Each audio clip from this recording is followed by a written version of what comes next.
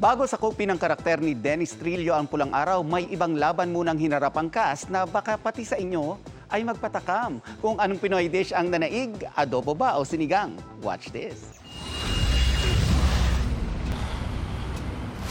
Lalanding na sa linggong ito ang pinakamabagsik na kalaban sa hit GMA Prime series na Pulang Araw. Siya ang Japanese colonel na si Yuta Saito, played by Kapuso Drama King Dennis Trillo. Una, uparin ni sinarahat ng dumi at kaburukan na dinara ng Amerika dito sa bayan na ito.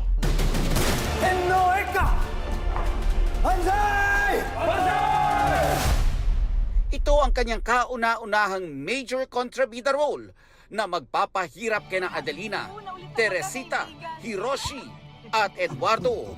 Ayon kay Dennis, may translator at historian sa set para mas maging angkop ang kanyang pagninihongo. Enoeka! Banzai! Banzai! Pero time out muna sa mga maiinit na scenes for a quick icebreaker.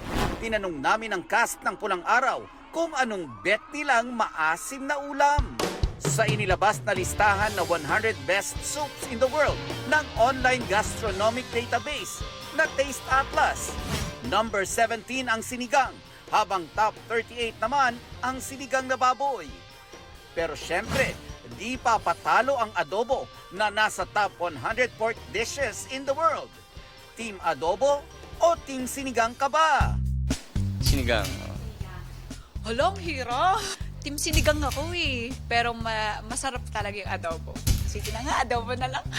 Hindi napapanis yan eh. Sinigang?